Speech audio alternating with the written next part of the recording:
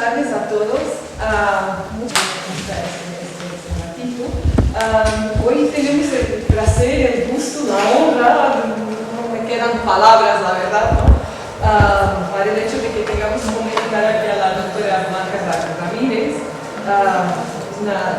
una gran maestra y mi gran maestra, porque para mí es una honra, sin duda una honra. Les voy a presentar rápidamente a la doctora.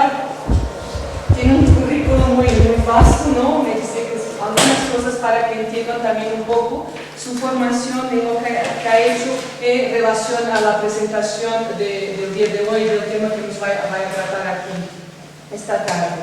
La doctora Blanca Ramírez es licenciada en Geografía por la UNAM, realizó estudios de maestría en Planeación Regional en la Universidad de Aberdeen, en Escocia, y en el Instituto de Altos Estudios para América Latina en la Universidad de la Sorbona, París III.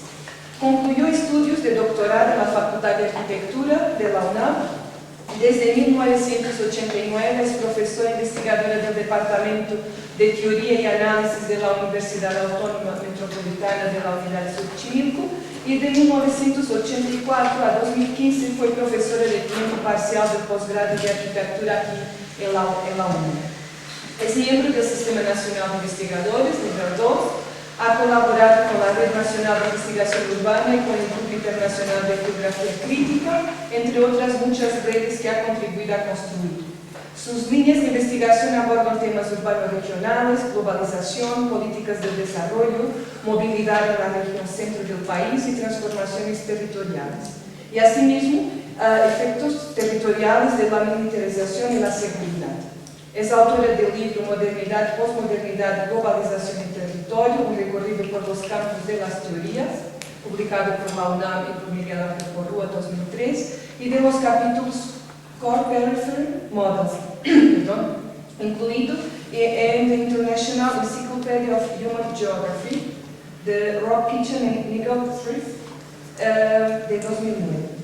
Discursos de la geografía latinoamericana, teorías y métodos, incluidos en lecturas en teoría de la geografía, de John Williams Montoya, de la Universidad Nacional de Colombia y de la Facultad de Ciencias Humanas, 2009, Rectos de la Geografía Humana en los albores del siglo XXI, incluida en Geografía Humana y Ciencias Sociales, una relación reexaminada por Marta Chávez, Octavio González Santana y María del Carmen Ventura, del Colegio de Michoacán, 2009. Fungió como coordinadora de formas territoriales, visiones y perspectivas desde la teoría, también una edición de la UAM, con Miguel Ángel Porrúa, de 2008, y junto con el doctor Emilio Pradilla compiló teorías sobre la ciudad en América Latina, que es una publicación de la UAM con CITESA, 2003, y Teorías y Políticas Territoriales, colección Antologías de la UAM, de 2013, con el maestro Roberto Renchuk. Igualmente ha compilado Repensar la Metrópolis 2, Programa de Estudios Metropolitanos de la UAM 2015,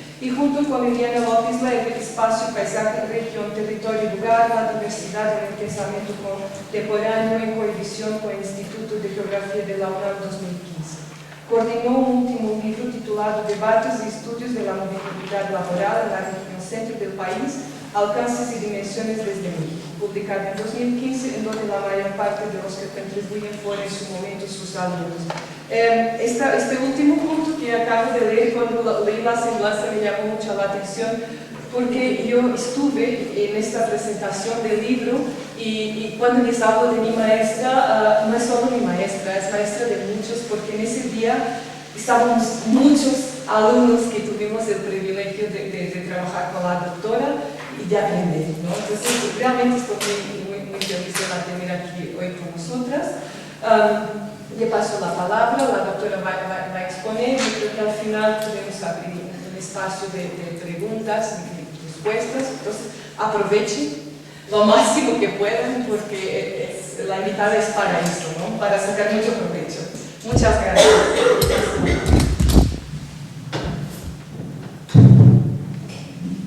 Muy bien. Buenas tardes a todos. Carlita, con esta presentación, el reto por decir cosas importantes todavía es mucho. Además de que me queda el sentimiento muchísimas gracias. Para mí es un privilegio regresar a la UNAM. No solamente es mi alma mater, aquí estudié, aquí enfrente, en Filosofía y Letras, y luego trabajé aquí, en esta facultad, durante algunos años, y luego me tocó el cambio de posgrado al lugar donde está en este momento. Y he coordinado uno de los posgrados durante 6 años. Realmente fue una cosa interesante volver ahora aquí a este recinto, que a este sí no conocí. Es muy importante y muy sentido para mí. Muchísimas gracias. Entonces, con Carlita quedamos de que hoy íbamos a hablar de gentrificación.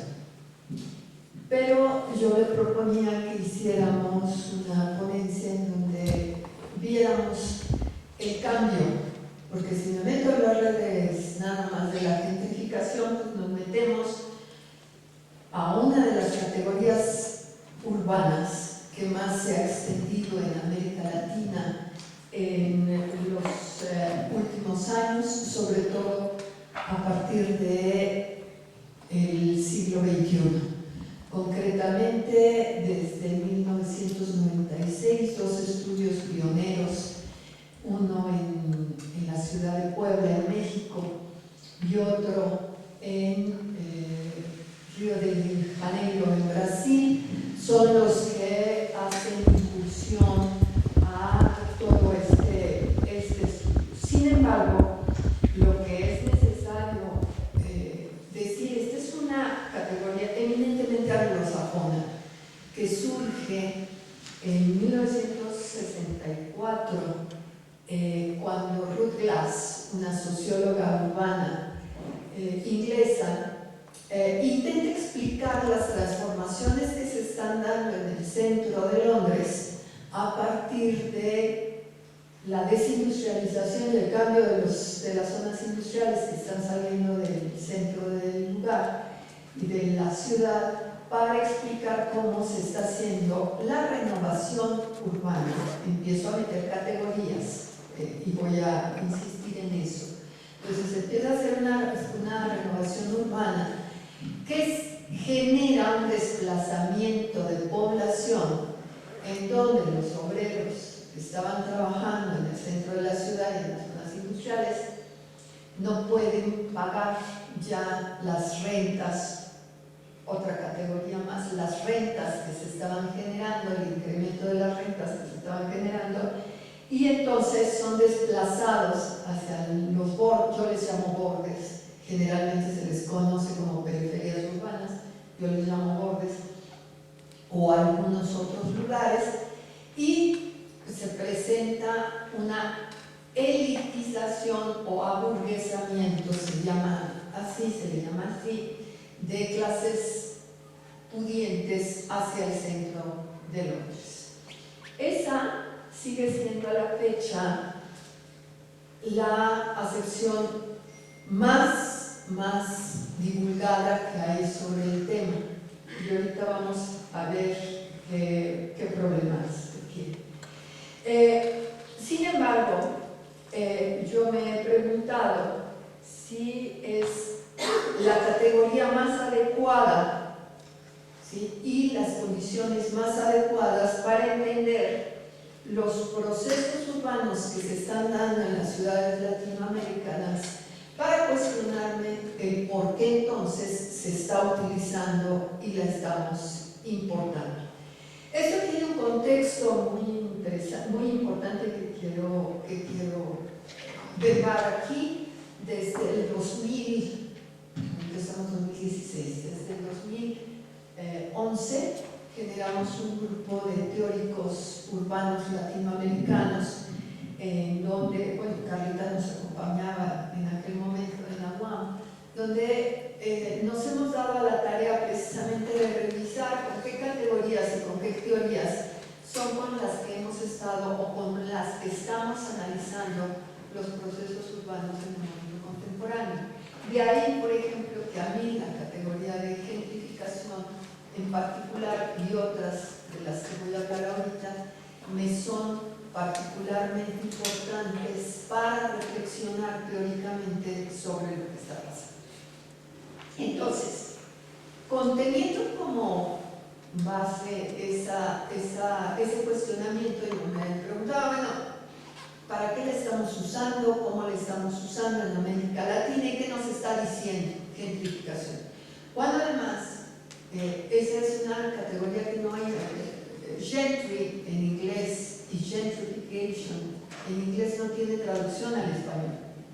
Y no tiene traducción al español porque refiere exactamente a un proceso muy especial que se dio desde la acumulación originaria del siglo XVIII en Inglaterra, cuando hubo clases sociales del campo que se desplazaron a la ciudad y que, como venían con dinero acumulado del campo, sin ser nobles, generaron una clase social nueva que no pertenecía a la nobleza, pero se le llamó gentries. Y entonces se dijo que había una gentrificación.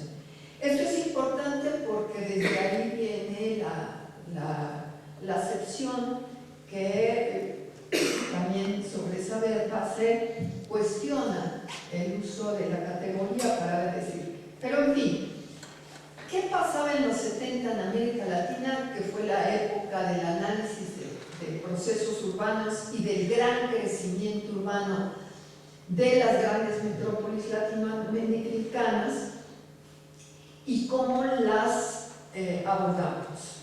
Y entonces el crecimiento de las ciudades se daba a través precisamente de ver cómo estas crecían. Y crecían no solamente en extensión, sino demográficamente en población. Una de las cuestiones más importantes que se daban en esto se hacía a partir de la movilización de población liberada del campo que venía a las ciudades, y se decía que esa movilización estaba dando la relación entre el campo y la ciudad. Eso generó una serie de mucha bibliografía sobre el tema. Después, el eje fundamental con el cual se analizaba el proceso de urbanización era la industrialización, que en ese momento estaba dando el gran crecimiento de las ciudades y la gran demanda poblacional para generar mano de obra trabajadora que viniera a apoyar el proceso de industrialización.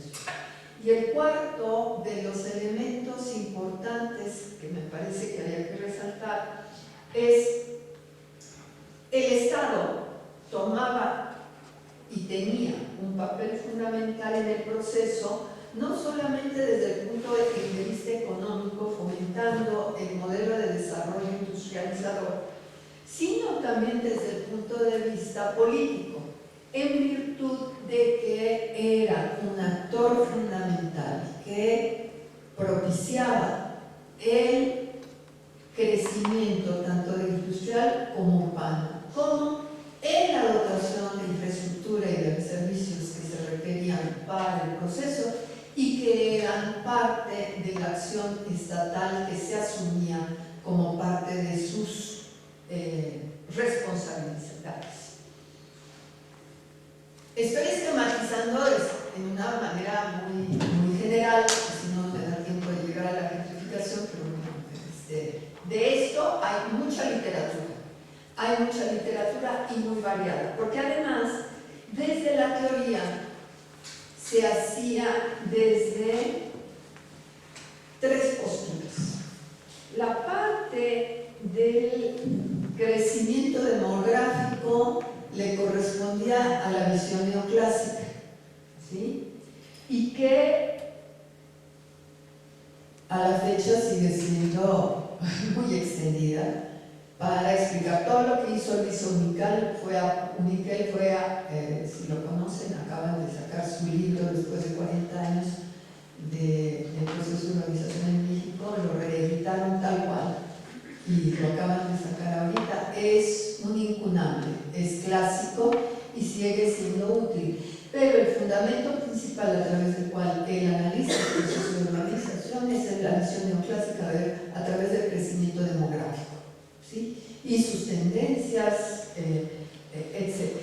La visión neoclásica entonces sigue siendo importante para explicar el proceso urbano y era parte de lo que se estaba utilizando. La segunda es la visión funcionalista, que nos viene desde la Escuela de Chicago, ¿sí? Y que es muy importante ahora porque la Escuela de Chicago dice las ciudades tienen un centro de negocios a partir del cual se organiza la zona industrial, por zonas va organizando la ciudad, la zona industrial, la zona de vivienda y en el caso de Chicago, que era lo que querían explicar, hasta las zonas de migración.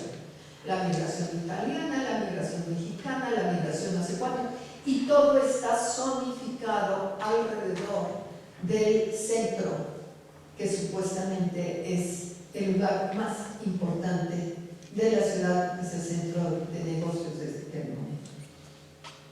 Y la tercera de las visiones, que tiene dos variantes, es la visión marxista, que en esta época estaba en un gran auge, ¿sí? Que tiene una característica y es muy importante entenderlo porque, por lo que voy a decir después de lo que está pasando ahorita. En la ciudad, y fíjense, tanto en la visión funcionalista como en la marxista, lo que importaba entender era la ciudad en su totalidad. Los funcionalistas no lo decían así, pero los marxistas sí. La totalidad de la ciudad es lo que interesa y tenemos que entender cómo se estructura para poder entenderlas a partir de las partes que la componen. Entonces, esta se analizaba desde mi particular punto de vista a partir de dos tendencias. La tendencia que hace, Emilio Pradilla, profesor también, que fue profesor de aquí del posgrado en la Facultad de Arquitectura y uno de los generadores de una de las corrientes del autogobierno en el posgrado, y a partir de lo que él llamaba los soportes materiales, cómo se genera la ciudad a partir de los soportes materiales, y la estructuralista de Castells a partir de los medios de consumo colectivo. En ambos casos se está llamando de esa manera a la infraestructura y a los servicios. En el caso de Pradilla ahí mete hasta la vivienda y demás. Estoy hablando de debates que fueron muy fuertes. Fue el momento de estos debates, especialmente cuando yo entré a dar clases aquí. Agradezco muchísimo que se dieran en esta facultad aquí, en el posgrado.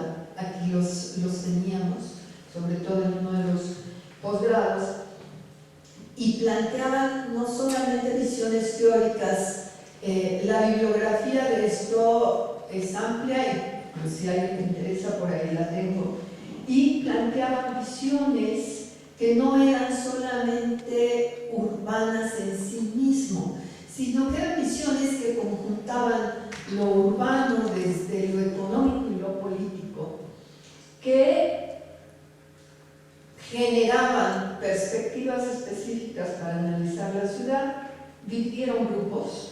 Una buena parte de la explicación de los grupos que todavía pueden existir en la facultad están generadas en visiones políticas que se generan desde aquí.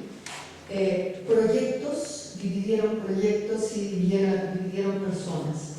Y a partir de ahí se derivaron otros temas importantes que eran los que se ligaban con el desarrollo urbano, que son la infraestructura y los servicios requeridos para la urbanización, dependiendo de cómo les llamáramos, las actividades económicas industriales, la vivienda, la política del Estado y los movimientos sociales urbanos, como los temas fundamentales que se trataban en cualquiera de esas visiones, ¿sí? La visión funcionalista tiene una manera específica de explicar a través de la ecología urbana los movimientos sociales, pero bueno, ese no es motivo de la charla.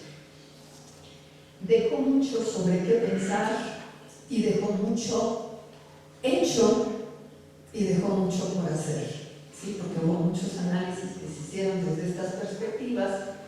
Y el fenómeno urbano era una tendencia clara, pero no un hecho completo con el cual había que contender. ¿Se extrañan estos debates? Bueno, yo los extraño, porque eran muy interesantes. Pero bueno, ¿qué encontramos ahora? ¿Sí? Y estoy hablando, y quiero hablar del contexto latinoamericano, porque eso es importante también definir, ¿sí? El contexto europeo, el contexto anglosajón de Estados Unidos y de Canadá tendrá algunas otras especificidades y demás, pero quiero hablar de lo que encontramos ahora en el contexto latinoamericano. La crisis del capitalismo que se generó a partir de los 80, el 80 ya teníamos elementos de crisis, pero concretamente hasta finales del siglo pasado, y el neoliberalismo que lo soportó, porque de ahí se inicia un proceso neoliberal que acompaña ha acompañado desde el momento de la crisis y en el momento del cambio todas las transformaciones importantes de cómo abordamos y de cómo estudiamos y cómo gestionamos ahora el problema urbano. Quiero dejar muy claro esto, no todos podemos estar de acuerdo con ello, pero creo que para mí es importante entender que hay un cambio, no solamente en el entendimiento y en el análisis, pero también en la gestión y en el acompañamiento de las ciudades. Segundo, estamos frente a un proceso de desindustrialización que poco se ha documentado y que poco conocemos y que estamos aceptando, ¿sí? Y que de hecho se ha documentado ya en algunos estudios, concretamente en ISET Márquez, una maestría del Instituto Mora lo ejemplifica muy claramente en la Ciudad de México. La desindustrialización no es total, es una desindustrialización relativa que presenta un decremento de importancia y que da paso a la primacía de la terciarización como la actividad y todas las actividades incluidas dentro del sector terciario como la actividad económica dentro de la ciudad. Parecería ser que la terciarización la aceptamos, pero no a partir de este cambio y esta disminución que ha habido en la industrialización, que genera desde muchas perspectivas un nuevo modelo de desarrollo. Ya no nos estamos desarrollando a partir de la industria, ya nos dicen que lo vamos a hacer a partir del terciario.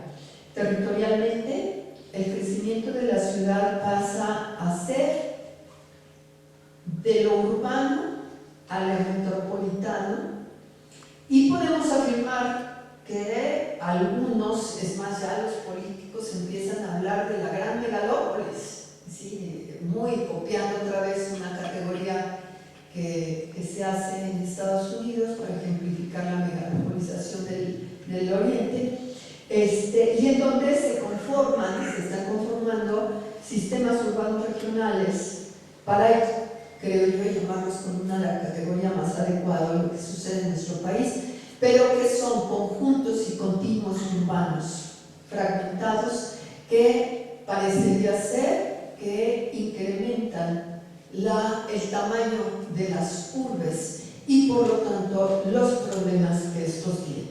Ahí hay varios trabajos, tenemos por ahí escrito con el doctor, el libro que Carla mencionaba, uno de los libros con el doctor, con el maestro Jürgen Schutz, habla precisamente de que me cuestiono si el crecimiento es ilimitado y vamos a seguir creciendo. Al ratito ya la megalópolis no nos va a servir para nada y vamos a obtener otra.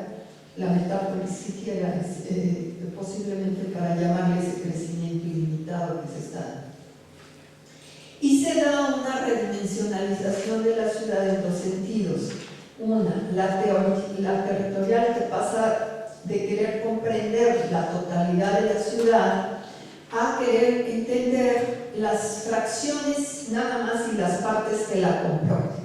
Y ahora, por ejemplo, nos interesan los especialistas en la centralidad, que adquiere una dimensión crucial demográfica y políticamente, en donde parecería ser que la centralidad es el espacio público por excelencia, y entonces es el centro de la democratización a través del uso público que se da desde el centro. La doctora Narciso tiene un trabajo muy interesante al respecto sobre la ciudad y una crítica muy fuerte a este tipo de posturas que analizan el centro desde esta perspectiva. O si no, nada más nos interesa en poder estudiar las periferias, una colonia, un barrio, ¿sí? O las infraestructuras independientes, pero parecería ser que ahora los temas están fragmentados, son chiquititos y están muy seccionados. Territorialmente es importante porque no hay manera de contender entonces con el conocimiento de lo que es la ciudad o la metrópoli ahora, sino de los pedacitos que la componen y no de la manera como se articulan y se inducen. La segunda redimensionalización es que en esa descomposición de la totalidad, la ciudad queda caracterizada por múltiples visiones y caracterizaciones, y así tenemos a la ciudad fragmentada, la ciudad reagregada, la ciudad policéntrica, la Smart City, que es la tecnológica por supuesto, la ciudad en capas y otras muchas. Cada quien le llama a la ciudad como quiere, dependiendo de lo que esté estudiando. Y ahí entiendo, y ahí integro ya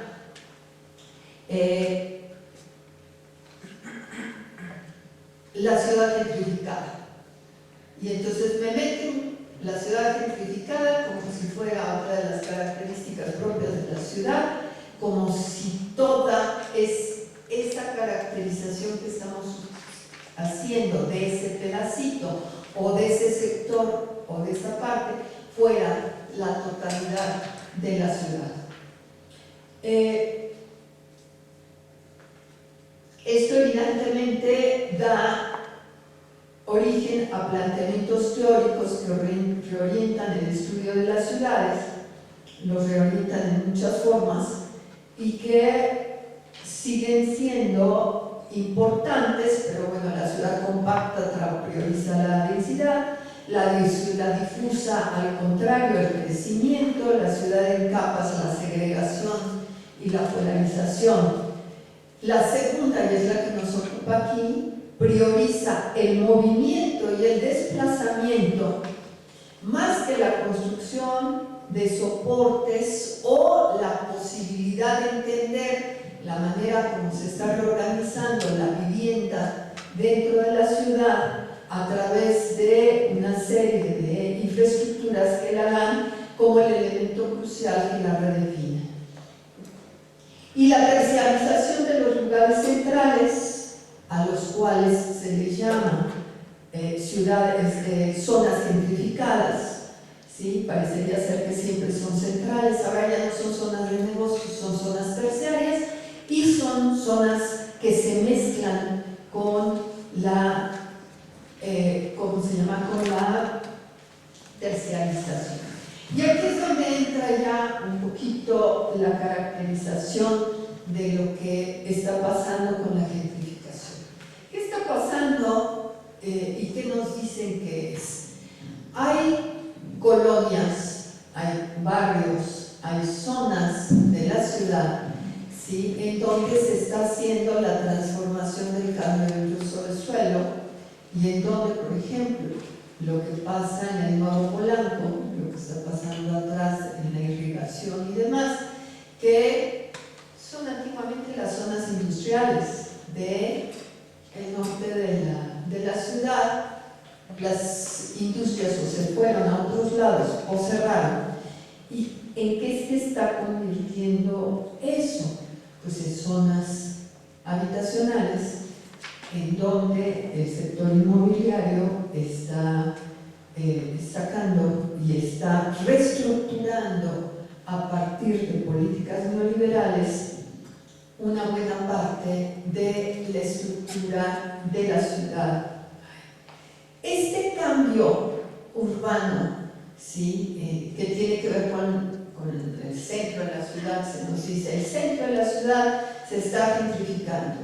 Slim está comprando todo el centro de la ciudad.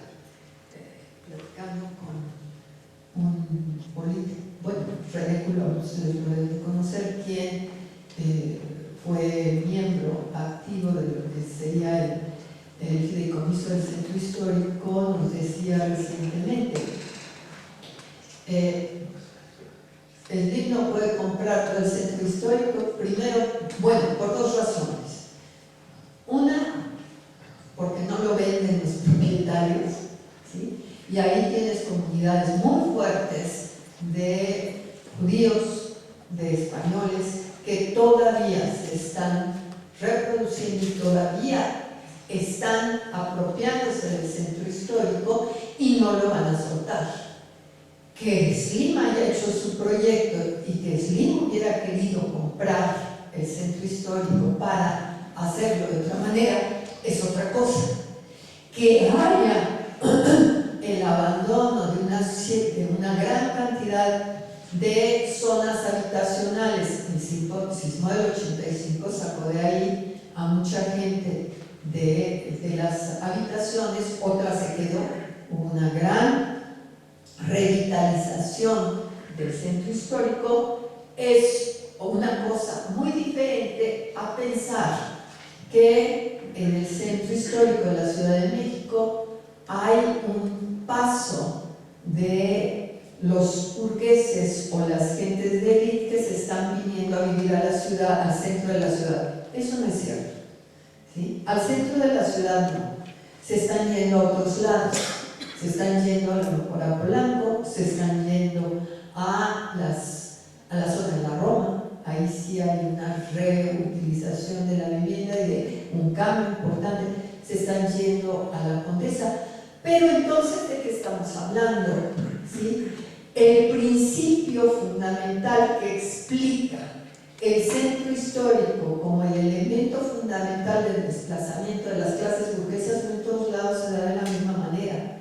Ni en todos lados se da como están suponiendo los teóricos de la gentrificación que se están dando. Y entonces,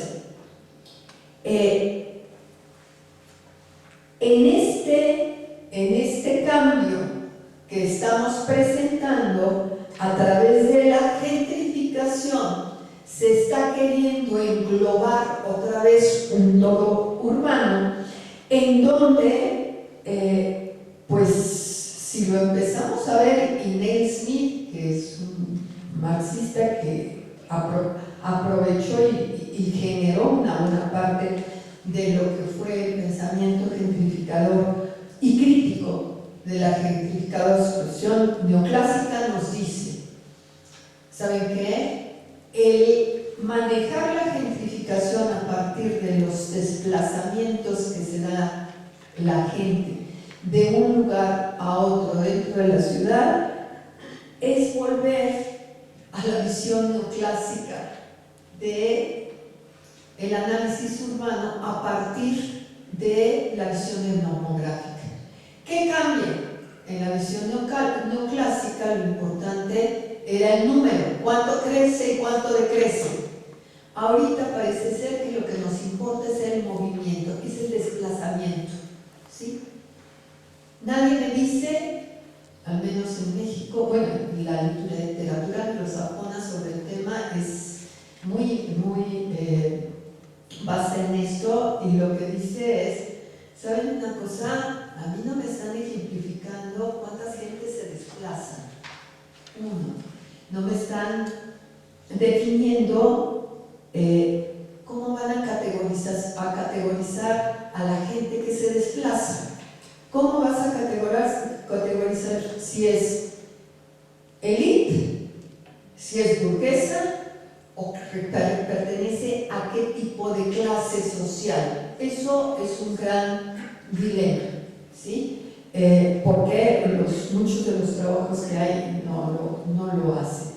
La priorización del centro y las zonas circundantes al centro sigue siendo una aplicación de la visión funcionalista a partir ahora de la categoría de gentrificación, ¿sí? Y entonces las teorías se están subsumiendo, las teorías se están subsumiendo a que una categoría es la que te la está redefiniendo. Y en tercer lugar,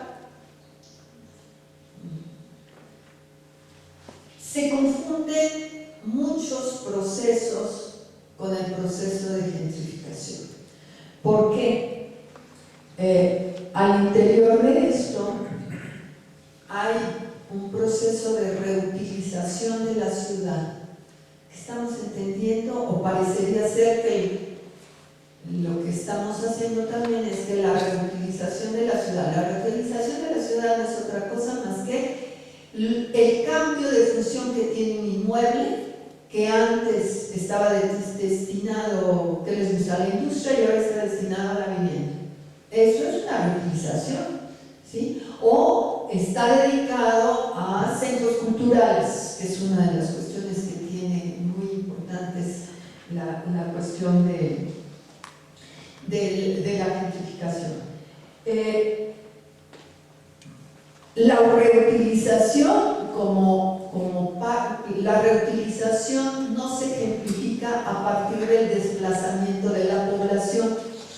¿Por qué? Porque la reutilización requiere de analizar la manera como la propiedad humana está cambiando en el uso del suelo y la están valorizando a partir de otros temas. Dentro de este tema está también lo que se conoce como la patrimonialización de las ciudades o de los centros históricos. Y aquí me voy a detener un ratito porque tiene ya algunos años, también desde principios del siglo, que la ONU y sobre todo la UNESCO se ha dedicado a reconocer ciertos lugares de las ciudades, ciertos centros históricos como centros de patrimonio de la humanidad, o ciertas ciudades importantes. Campeche con su gran muralla es un patrimonio de la humanidad, y entonces a partir de la patrimonialización de los centros históricos se da una primacía a la dotación de recursos. Si vienen de la UNESCO con este reconocimiento del patrimonio te reconoce esos centros como patrimonio de la humanidad, te da dinero para conservarlos, preservarlos y por lo tanto destinarlos a la otra actividad que está relacionada con esto, que es el turismo. Y entonces, si ustedes ven la manera como una gran cantidad de las ciudades europeas se patrimonializó y después se turistificó, es impresionante. Europa Oriental, una vez que cayó el muro de Berlín, a partir ya del siglo presente, se le dio a los centros históricos condición de patrimonio y por lo tanto se incrementó el turismo hacia ellos, y ahí así se revitalizó no solamente la vivienda y la estructura urbana de la ciudad, sino se revitaliza la economía. ¿Sí? Si se fijan, estoy hablando de la vinculación que hay entre los elementos que están generando lo que está detrás de la gentrificación junto con la terciarización. Eso es parte de la terciarización. Las ciudades ahora en gran medida se están lleno a través del turismo. ¿Sí? Y lo peor del caso es que también el campo. ¿Quién no conoce ahorita un pueblo mágico? Pues todos conocemos pueblos mágicos, ¿no? Pues está aquí a la vuelta, Tepoztlán, ¿sí? Tepozotlán está aquí también a la vuelta. Esta es una manera, no con política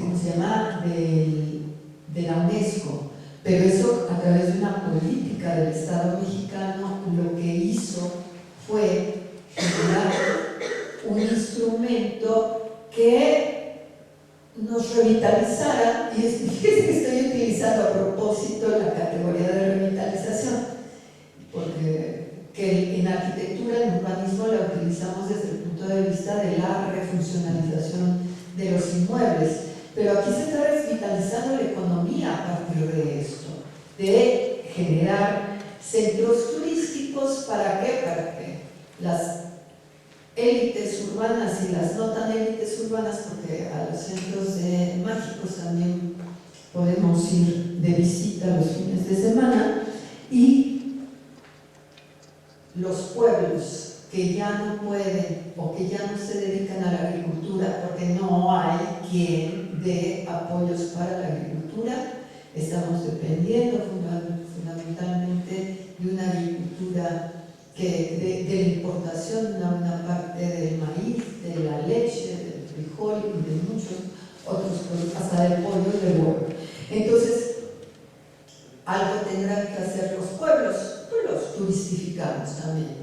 Toda la política de pueblos mágicos, hay más de 200 pueblos en el país, 200 y pico, y se están revitalizando a partir de esto. Y hay quien dice, ya leí 2 trabajos, uno de Colombia y otro de México, que están hablando de la gentrificación de los pueblos, la gentrificación rural. Y entonces dices, a ver, párale tantito, porque entonces, y la gentrificación rural ahí se abre al desplazamiento hasta de visita. Ni siquiera tienes que hacer un cambio de residencia para estar hablando de gentrificación. Con el simple hecho de que tengas un lugar en donde tienes una casa de fin de semana, ¿sí? O Cuernavaca, en eso es muy claro, y entonces yo podría decir, Cuernavaca es una ciudad gentrificada, ¿sí? Tiene años, porque esa surgió precisamente de las casas de fin de semana que se dieron y que generaron las visitas de fin de semana de las clases de élite.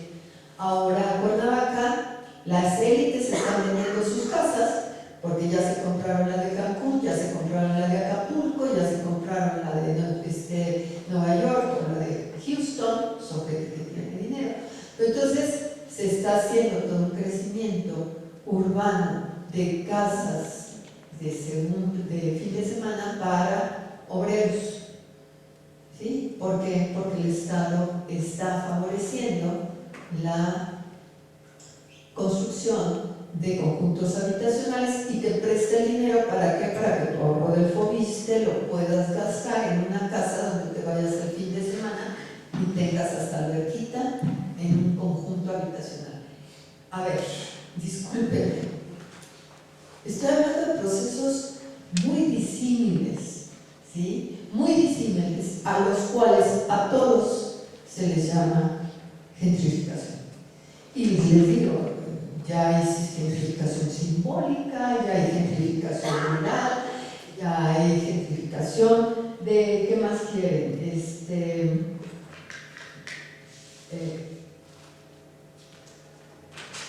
Ya ni me acuerdo, pero bueno, hay gentrificación política también, hay muchos tipos de gentrificación que pues me están diciendo, me están integrando en ella una serie de procesos urbanos y a todos los queremos llamar de la misma manera.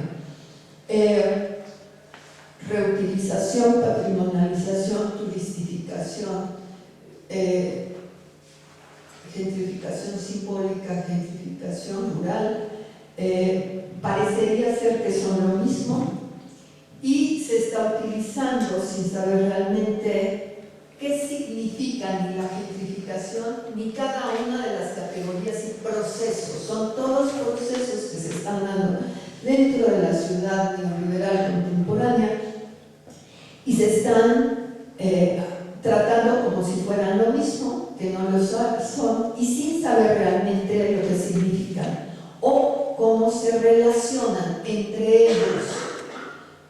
Esto es muy importante. ¿Cómo se relacionan entre ellos y de qué manera entran cada una de estas partes en la valorización y desvalorización de los espacios urbanos que se están transformando? ¿Qué es lo que estoy tratando de decir entonces con esto?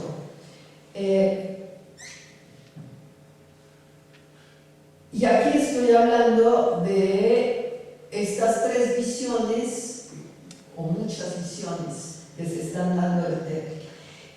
Se está priorizando el discurso, y aquí entran el discurso sobre los espacios públicos también, como ejes gestores de ciudadanía y democracia, y que entran como parte del proceso gentrificador, como si todos los espacios de la ciudad gentrificados fueran accesibles a todos los individuos de igual manera y en todas las ciudades.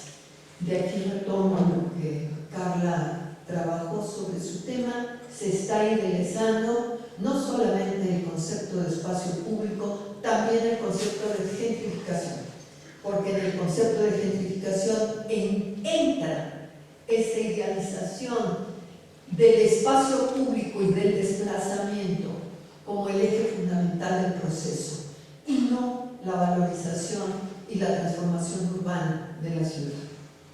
En todo esto, el Estado adopta nuevas formas de acción, propiciando la privatización de los procesos y el beneficio para las clases pudientes, pareciendo que salen del proceso.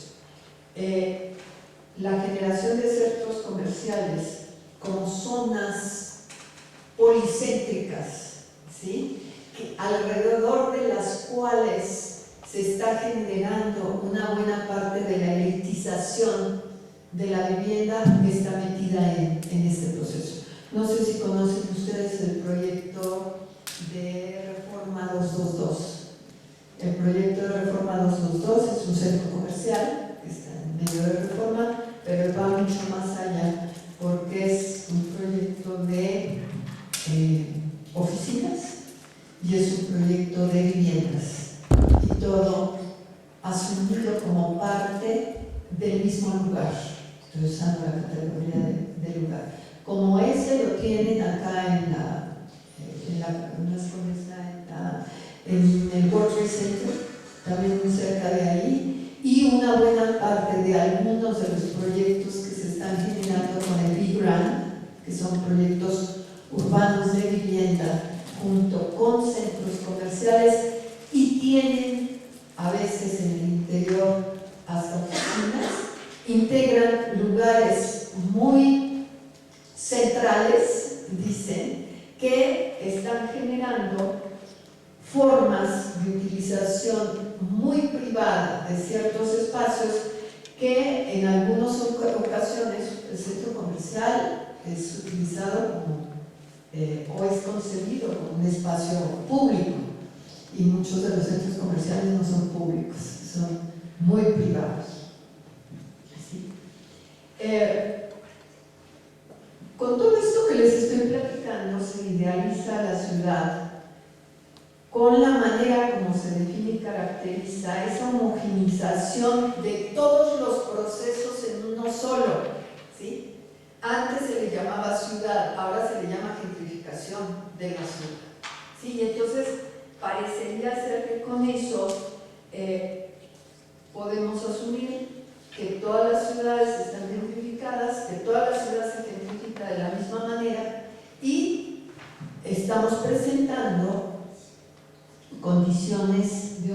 realidad que distan mucho de ser la fragmentación y la segregación que se está dando.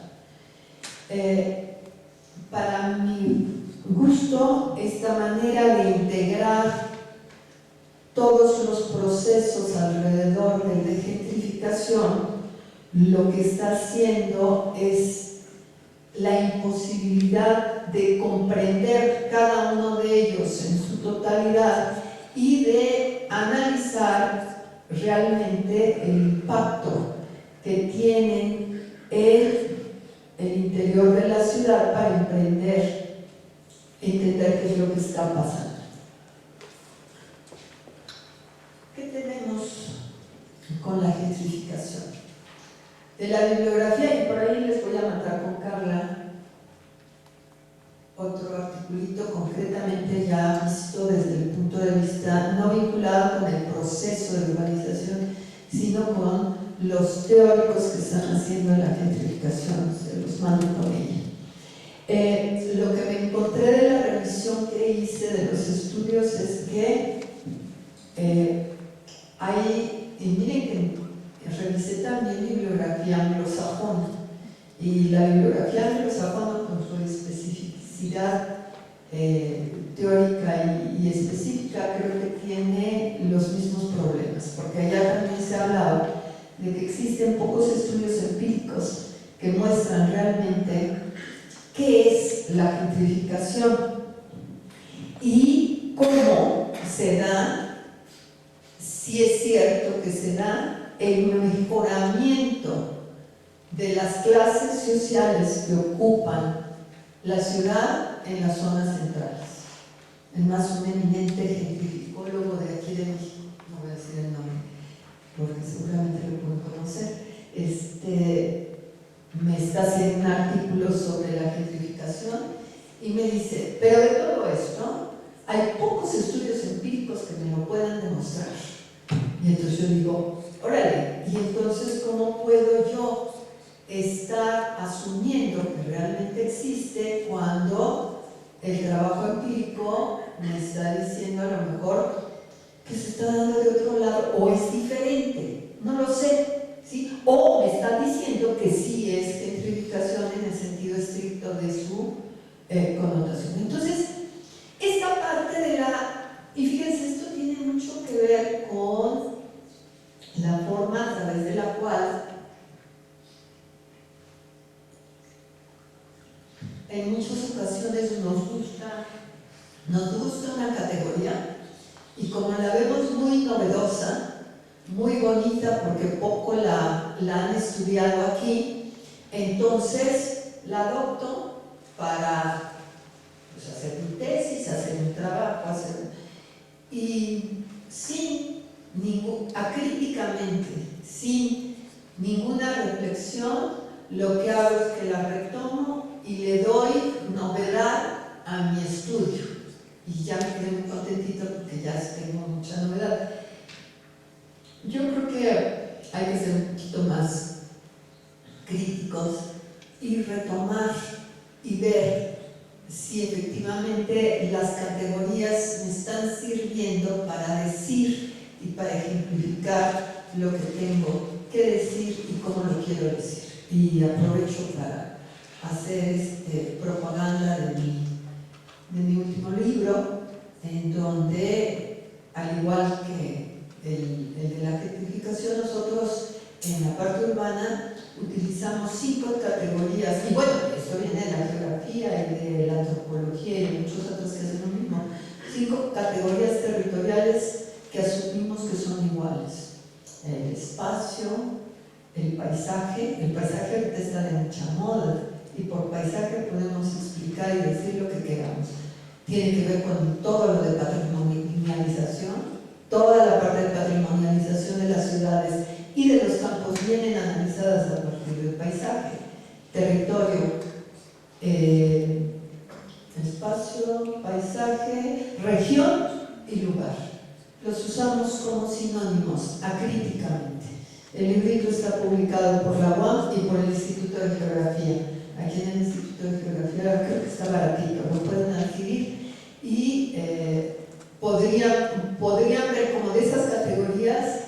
Tenemos un historial largo que analizar para identificar qué queremos decir con cada una de ellas.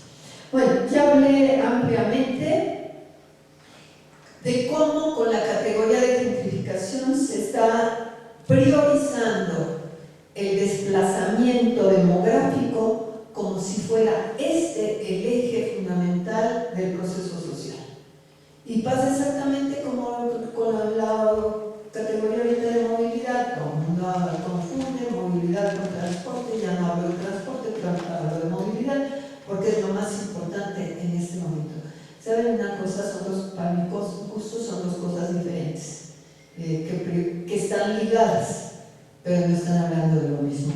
El desplazamiento que está metido en esto tiene que ver con la visión neoclásica con la cual se está analizando la gentrificación urbana como si fuera el proceso real urbano que se estuviera dando en las ciudades. Pocos estudios hay sobre la manera como el sector inmobiliario privado se ha beneficiado del cambio de aburguesamiento y la elitización en la ciudad. Pero no solamente del aburguesamiento y de la elitización, también de la segregación social de la ciudad. Discúlpenme, los megaproyectos que se están generando de más de 5.000 casas en Tecámac, en Huehuetoca y en el norte de la ciudad están hechos por el sector privado. Todo lo que hacen Cajasara, no son casas, esos son cajas. Cajasara y una buena parte son muchas las inmobiliarias que están trabajando a nivel nacional y a nivel regional. Sí, estamos ahorita con una chica haciendo el tema en Cuernavaca y nos estamos encontrando que hay las dos tipos de inmobiliarias, las nacionales y las locales, que tienen incidencia en la conformación de esos conjuntos habitacionales que son privados y que están gestionados por recursos del Estado. El Estado te está prestando lo que tienes acumulado, te está dando lo que tienes acumulado de cobiste para comprarlas. Y el resto lo pagas con un préstamo bancario, por supuesto, con los intereses bancarios que se pueden dar, pero en donde entonces hay una privatización de la vivienda. Ya no es el Estado quien construye las viviendas y se está generando pues otro tipo de ciudad muy segregada, ¿sí? Y este proceso de construcción inmobiliaria privada que beneficia y que además beneficia diferencialmente. Pónganse, aquí debo de tener a muchos arquitectos, analizar los proyectos que genera el sector privado para las colonias gentrificadas, o sea, burguesas, Condesa, Roma y demás, es muy diferente del proyecto urbano que tenemos en los megaproyectos de Tecámac y Huehuetoca. Más, sí, en Huehuetoca, una tesis que acaban de terminar una chica, se encontró que está tan alejada de la ciudad que para los habitantes que compraron allá llegan a ser, cuando vienen, porque trabajan en el centro de la ciudad, se desplazan al centro, no a vivir, pero sí a trabajar, hasta 2 horas y media, 3 horas de ida y 3 de regreso para poder trabajar. Eso no es vida. Entonces se desplazaron, dejaron las viviendas y se desplazaron.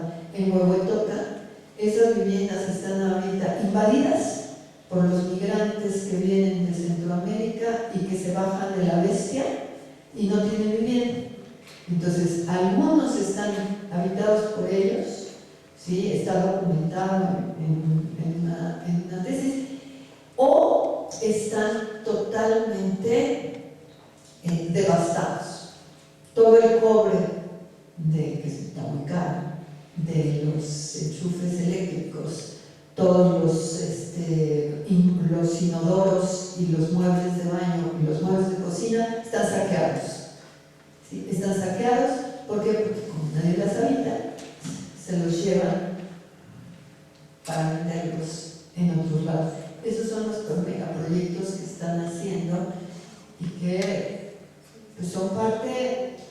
Si yo adoptara la categoría de gentrificación rural que leí de un trabajo colombiano, esa sería parte de la gentrificación rural. Y lo que está pasando, el caso colombiano no documenta esto, pero yo tengo documentado con otras categorías ese proceso en México. Y saben una cosa, nada tiene que ver con llamarlo gentrificación, porque no es ni aburguesamiento, ¿sí? Ni es cambio social, ni, es más, ni siquiera son zonas habitadas. Bueno, esto nada más para hablar del sector inmobiliario, que creo que es uno de los menos estudiados en todos los momentos y en todos los tiempos. No se estudia. Las políticas del Estado y al Estado sí los estudiamos y los estudiamos en profundidad, o tratamos de estudiarlas en profundidad, pero el sector inmobiliario lo tenemos intocado. Y saben una cosa, creo que el sector inmobiliario es uno de los principales responsables de lo que está pasando en la urbanización de nuestras ciudades latinoamericanas desde hace mucho tiempo.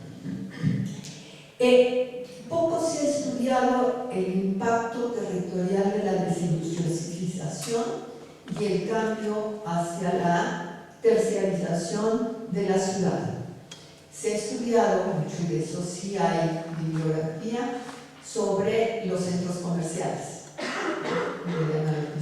Patricia Ramírez Curios, hay mucho trabajo sobre eso, pero el impacto que está teniendo ese cambio en la generación del modelo de desarrollo, del modelo de desarrollo, y el impacto que va a tener en las ciudades es fuerte y nos va a pegar, ¿sí?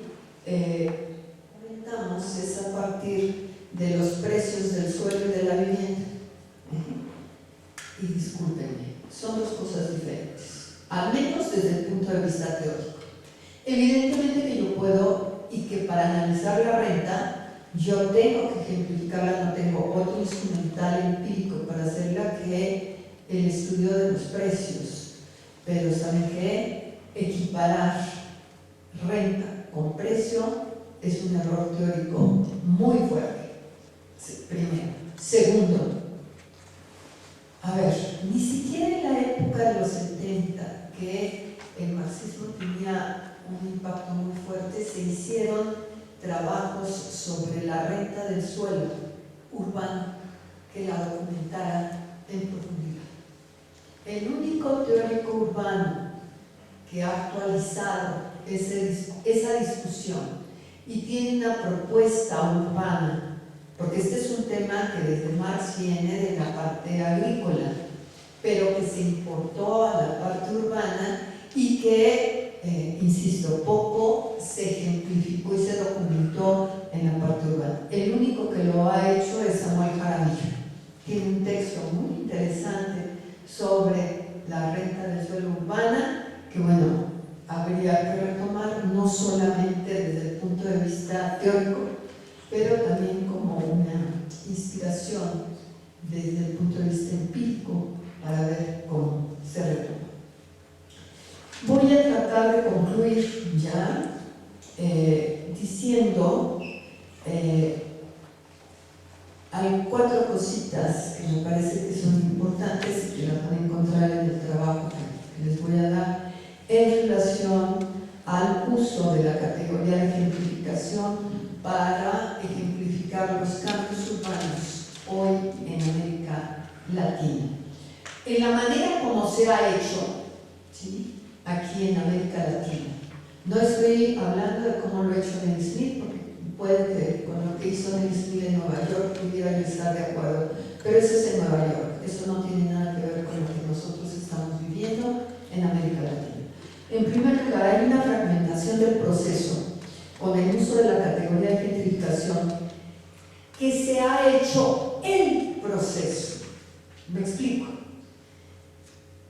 Parece ser, lo que les estoy diciendo, lo que les decía que en la época de los 70 lo que nos interesaba era entender la totalidad de la ciudad.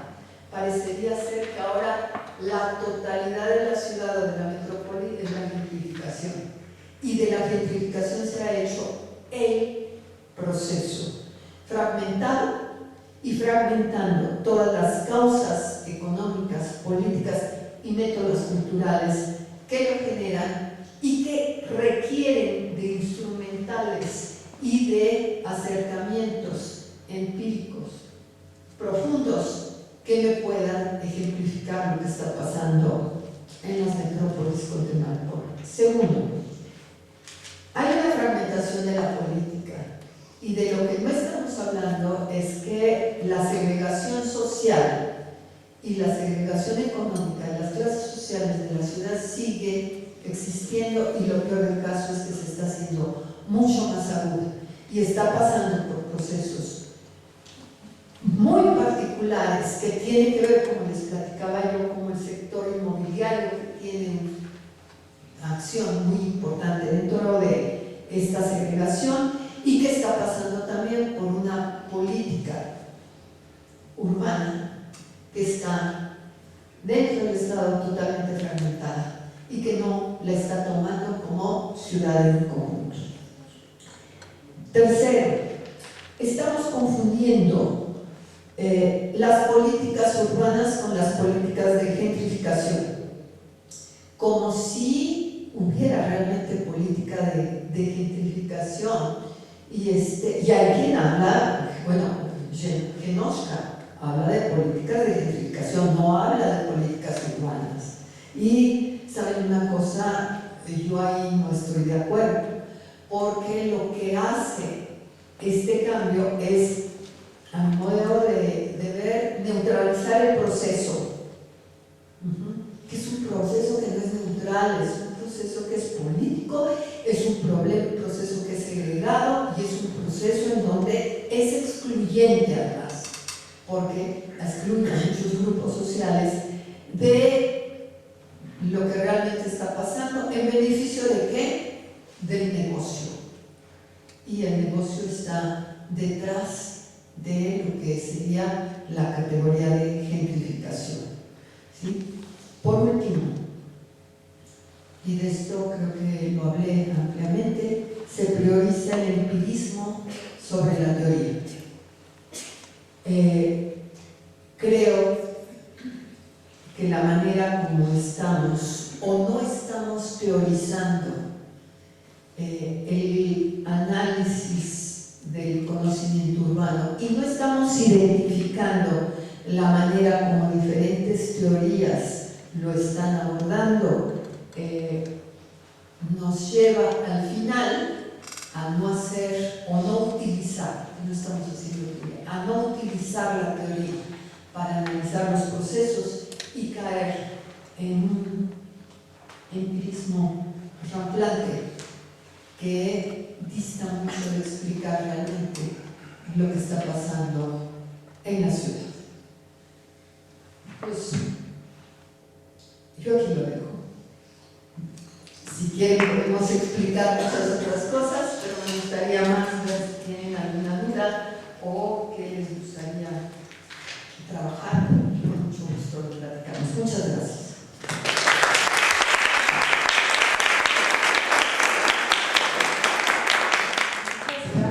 Muchas gracias.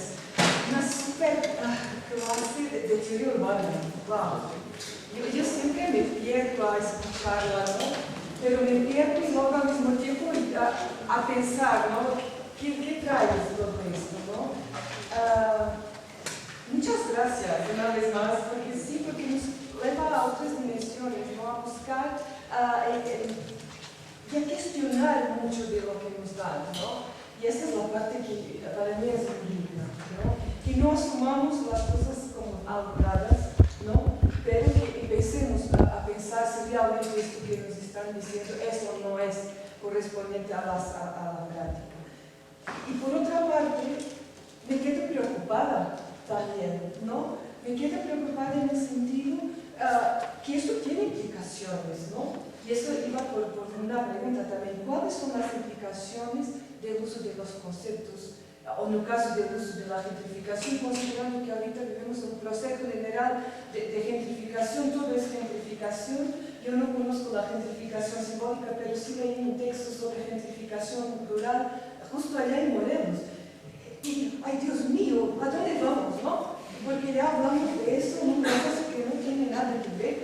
Yo no soy especialista de la gentrificación, del poco que he leído, ¿no? Entonces, entiendo que esto tiene implicaciones políticas serias, ¿no? Y sociales. Entonces, ¿qué podemos hacer también desde nuestro canto, desde nuestra trinchera, para realmente hacer ver qué es lo que está pasando y las consecuencias que esto está teniendo? Porque como usted bien decía, acabo de leer un trabajo sobre gentrificación, acabo de leer ayer, y veía que realmente se están generando modelos para cuantificar la gentrificación y que el cambio, no sé, de 1% en determinada colonia ya te dice que ya se gentrificó. Y dices, pero a ver, es un pequeño dato, ¿no? O sea, y eso me da otro problema, otro cuestionamiento fuerte, que es la cuestión metodológica, ¿no? Que también es muy importante a la hora de analizar, y que en este contexto pues la estamos dejando de lado, o entonces estamos siendo poco serios también a la hora de aplicar las metodologías, ¿no? Son muchas cosas, ¿no? Uno se queda aquí con muchos cuestionamientos acerca del tema. Ustedes seguramente tienen muchas cuestiones, porque sé que muchos, de hecho hoy platicamos, ¿no?, del concepto de la gentrificación, si es gentrificación, no es gentrificación, pero eso después me lleva también a cuestionar una serie de conceptos, ¿no? La centralidad ahora también está de moda. Yo me digo, pero se puede seguir hablando, se puede seguir explicando los procesos a partir del centro y periferia. Con Ciudad de México vimos que ya se están generando tantos centros, pero centros tan diferenciados, que a veces me dicen, es que viven en el centro. Y yo, en el centro histórico. No, yo vivo en Polanco. Ok. O sea, mis centros, no sé, mi mapa mental, mi mapa de las centralidades todavía es otro, ¿no? Y eso también tiene también implicaciones, ¿no? Lo que va derivando del mismo, como usted dijo, y como hizo también esta relación que parte del concepto general de la gentrificación y va para la renovación urbana, o sea, todas las implicaciones que eleva este concepto, que son de las rentas, el concepto de los bordes, de las periferias, que es algo que después tenemos que platicar, ¿no? Yo también porque determina bordes y no periferias, ¿no? Pero ya, es otra cuestión que yo aquí. La invitamos al día. Los invitamos al examen. Okay. Y bien, son varias cosas, ¿no? Y dejo parte también aquí de mis inquietudes para escucharlos, ¿no? Porque seguramente tiene muchas inquietudes como yo.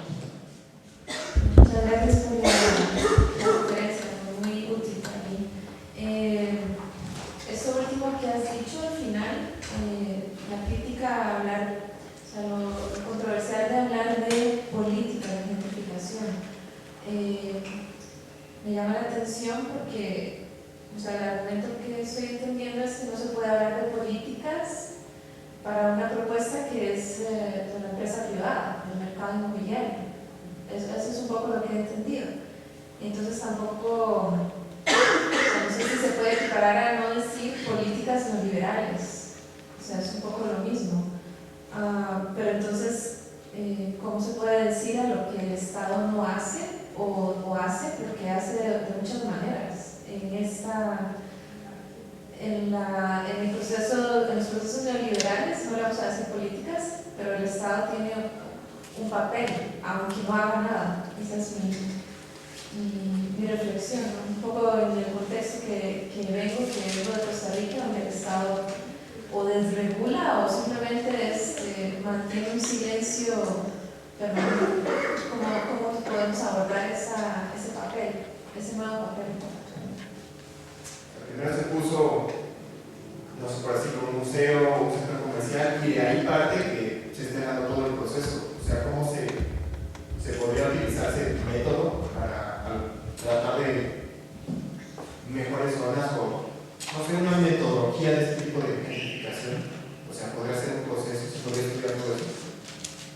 Bueno, a mí me gustaría preguntar, por ejemplo, ¿cómo aplican esas políticas y esta normatividad, por ejemplo, en la Ciudad de México? Porque se habla mucho de la pérdida de la centralidad, la identidad de los centros históricos, y en relación a que también se están generando muchos ciudades satélite, por así decirlo, fuera de la ciudad y dentro de la misma ciudad se están generando otros centros. Se están abusando, se está haciendo un abuso de estas políticas desde mi punto de vista, y los mismos, ya sea inversores privados o la generación de esta producción arquitectónica en este caso, están abusando de las políticas para generar más. Entonces tampoco hay como una relación de incentivo, no sé, como castigo también, por hacer o no hacer cosas que afectan o llegarán a afectar a la ciudad, porque tampoco hay una conciencia de eso. A raíz también de que sacó la nueva agenda urbana, ¿no? También, que no se está aplicando y México no tenía nada que llevar y se presentó algo que no estaba en nada. ¿Les parece si empezamos con las dos preguntas sobre las políticas?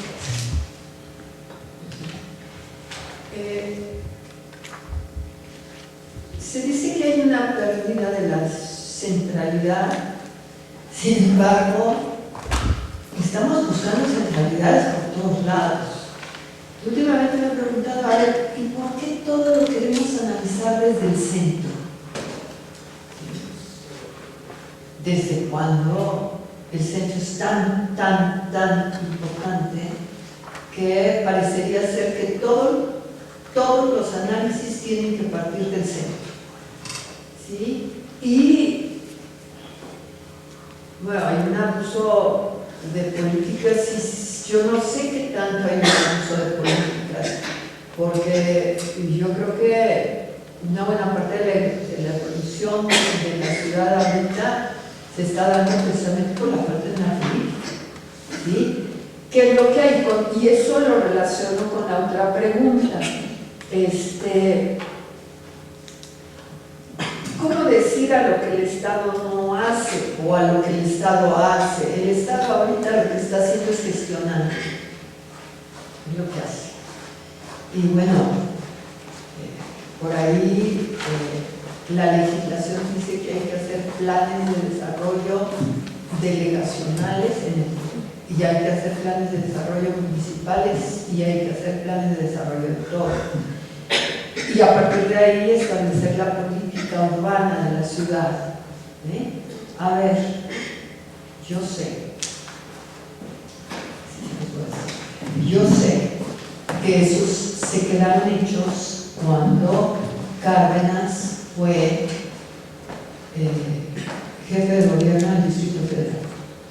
Todos los planes y una buena parte de la gestión urbana puede hacer con los planes. Cuando llegó Andrés Manuel, los desbarató.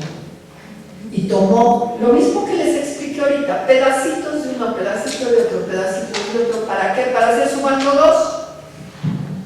¿Qué es el bando 2? El bando 2 es la estrategia que se hizo para redensificar la ciudad, ¿sí? Algunos lugares de la ciudad, queriendo evitar el crecimiento tan amplio de la ciudad que se estaba haciendo. Eso terminó en ser, el bando 2 es el origen de todo lo que es, lo voy a decir en ironía, la gentrificación de la Roma y la Condesa. Y fue el bando 2, claro. Y fue el que dio la autorización para hacer toda una gestión, ¿sí?, urbana que densificara esas zonas. ¿Por qué? Porque no estaba permitido hacer ninguna redensificación, ninguna construcción. Pues como teníamos que pasar de la ciudad compacta a la ciudad difusa, se sigue diciendo ahorita, ¿no? Ya nomás es ciudad difusa, no, ¿sí? Pura ciudad compacta, lo que hay que hacer. Entonces, aguas. ¿Por qué? Porque las políticas que se están haciendo a lo que están llevando es a una transformación que después le llaman gentrificación, ¿sí? Y en donde, pues yo no sé si es gentrificación, pero sí es densificación. Y hasta dónde estamos confundiendo densificación con gentrificación. ¿Por qué? Porque no podemos demostrar hasta qué punto es una o es otra. ¿Cómo le llamo yo a eso? Yo le llamo una ausencia de política y le llamo gestión. Y me voy a dedicar a gestionar proyectitos, a gestionar, y eso es lo que está pasando con la política urbana, y en donde pues parecería ser que la centralidad sigue siendo lo más importante. Fíjense que a mí eso me preocupó desde hace muchos años. En 2007 me dediqué a hacer un trabajito en donde cuestionaba yo la escuela de Chicago como una manera de explicar el crecimiento de la ciudad siempre a partir del centro. Y entonces, como crecía a partir del centro, todo lo que no era centro era periferia, ¿sí? ¿Y qué es eso? La subordinación de toda la parte que está creciendo a la importancia que tiene el centro. Y además el centro de negocios en la Escuela de Chicago o el centro histórico en el concepto de nosotros. Yo, como un atrevimiento a tratar de eliminar esa subordinación, que es una subordinación empírica y una subordinación teórica, y para allá voy a ir a la teoría. Yo dije, ¿sabes qué? No más periferias urbanas. Yo no vuelvo a hablar de periferia porque además está todo el debate. Es zona urbana, periurbana, suburbana, y eso tiene que ver, cada una de esas categorías tiene que ver con diferentes teorías que se están haciendo sobre ese concepto. Y entonces dije, ¿sabes qué? Para mí eso no vuelve a ser, porque yo quiero estudiar cómo están creciendo las ciudades a partir de lo que crecen y no a partir de su vinculación con el centro. Y de ahí me lancé a analizar los bordes urbanos de la zona metropolitana y caracterizarlos de acuerdo a lo de Massey en varias, a partir de que los bordes no son homogéneos, como las periferias nos dicen que son diferentes. Cada borde con cada diferencia tiene tendencias diferentes, trayectorias que pueden ser diferentes y no son cerrados. El espacio siempre me lo cierran, me lo delimitan y dicen, hasta aquí llega el borde. ¿Sabes qué? Yo no sé si llegas ahí o hasta dónde va a llegar. Yo lo hago. Y entonces hablé de los 4 bordes y demás. Pero eso ha tenido un impacto que creo que ha sido interesante. Y bueno, la tesis que se presenta el miércoles próximo sobre Manizales, de la maestra Carolina, en urbanismo, en la zona de posgrado, a las 11 de la mañana, habla precisamente de cómo Manizales en Colombia tiene diferentes bordes y cada borde tiene, ella hace su tipificación de los bordes, su caracterización hacia la... Entonces, y eso me lleva a responder a por qué no periféricas, no periferias y bordes, simple y sencillamente por cuestión teórica. Y por cuestión teórica de 2 tipos. Por la subordinación que los centros hacen de los otros espacios. Ahora el centro histórico es lo único importante que hay en esta ciudad, discúlpenme. Hagan una encuestita por ahí. Bueno, no, porque están ahorita muy desacreditadas las encuestas. Entonces ahorita no hagan ninguna encuesta, ningún sondeo. Pero pregunten nada más a las gentes que conocen. Hay mucha gente de la zona de la Ciudad de México no conoce el centro histórico. No ha puesto un pie en el Zócalo. No lo ha puesto porque está muy lejos y porque sus lugares de vivienda son... Entonces, ¿por qué tengo yo que estudiar el crecimiento o no crecimiento? Porque lo que sale, por ejemplo, ya estoy hablando de su tesis, no voy a hacer más. Lo que sale ahí, que además es muy claro porque sale en la Ciudad de México también, hay zonas que no pueden crecer desde el punto de vista urbano. ¿Por qué? Porque no crecen, porque no hay condiciones físicas para que lo hagan, o bien porque el Estado, en su política sustentable, decretó zonas de conservación y preservación en toda la zona sur de la zona metropolitana del Valle de México, y no puede haber un solo permiso de crecimiento allá. Pero, como la población sigue haciendo lo que quiere hacer o lo que puede hacer y vivir donde puede, pues ¿saben qué? Que aparecieron los asentamientos irregulares. Y ahora, y los asentamientos irregulares salen de una política del Estado que sustentable, para dar sustentabilidad a la ciudad, y ahora hay hasta una oficina en el gobierno del Distrito Federal de los pueblos y de los asentamientos irregulares, que ahorita ya no sé ni cuántos son, porque están creciendo muchísimos, pero como una forma de urbanización particular derivada de una política de conservación sustentable del Estado en las zonas de borde sur de la ciudad que no pueden crecer.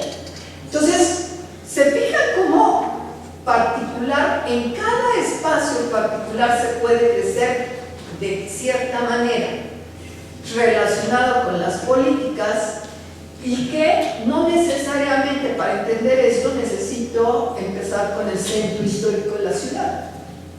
¿Sí me explico? Entonces, bueno, por eso es la categoría de borde y no de periferia, al menos en mi caso, y gracias Carlos por haberla retomado para explicar Manizales. Están invitados todos al examen el próximo miércoles. Pero entonces, la centralidad y la importancia de la centralidad viene del funcionalismo.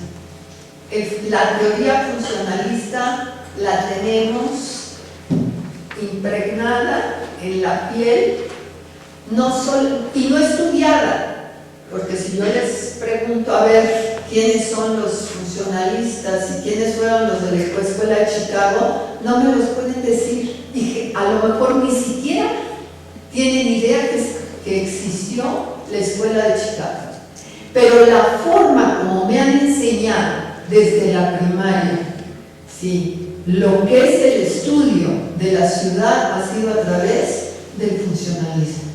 Zonas, el centro como la zona más importante, histórica, política y demás, y a partir de ahí, cómo se va organizando. Y eso, lo único que hacemos es que le bajamos o le subimos las escalas para entender la globalización contemporánea a través de su triada y sus tres bloques, o hasta analizar las colonias.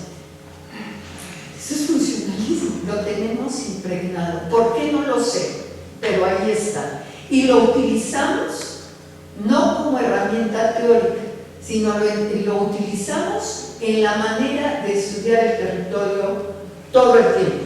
Y ahora, como el crecimiento de la ciudad difusa, para hablar de categorías teóricas, es tan grande, pues ¿saben qué? Pues necesito hacer más centritos para entender la otra escala y la escala de la ciudad, porque de otra manera no la puedo entender. ¿Saben qué?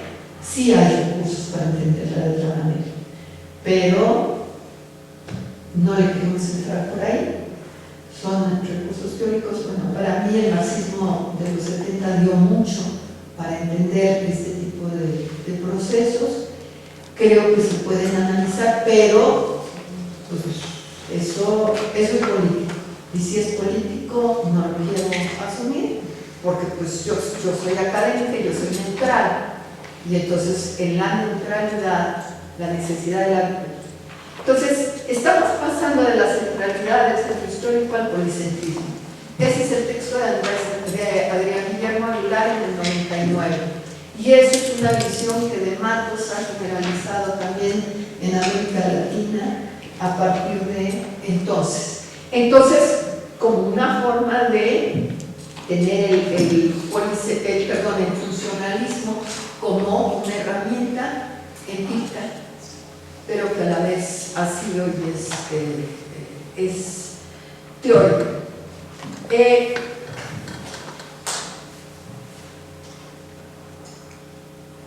Modelos para... Hay dos preguntas aquí que tienen que ver y que se juntan con otro. El papel de la metodología y el papel de la teoría, y que tienen que ver con conceptos. Miren, lo que pasa es que yo creo que cuando estamos estudiando nos han enseñado también que hay una separación. Esta manera como nos fragmentan o hemos fragmentado toda la enseñanza del conocimiento también nos pesa mucho, porque nos impide entender las cosas de una manera más integral. Para mí,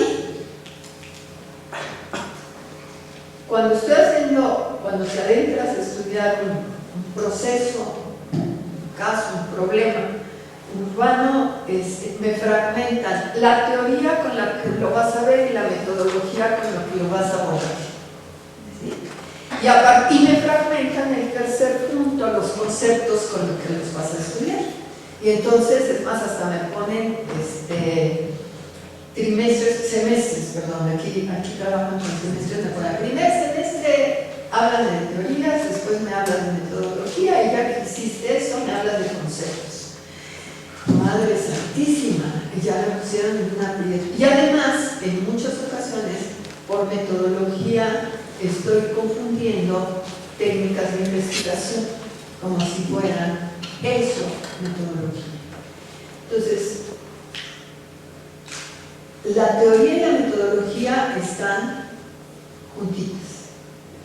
Si yo voy a estudiar un proceso, un problema desde el punto de vista de la teoría neoclásica, la metodología que voy a utilizar es muy fácil. Crecimiento demográfico, estadísticas demográficas, demás, que me lleva a instrumentos de investigación, a técnicas de investigación muy específicas como parte de la metodología que se usa demográficamente para analizar.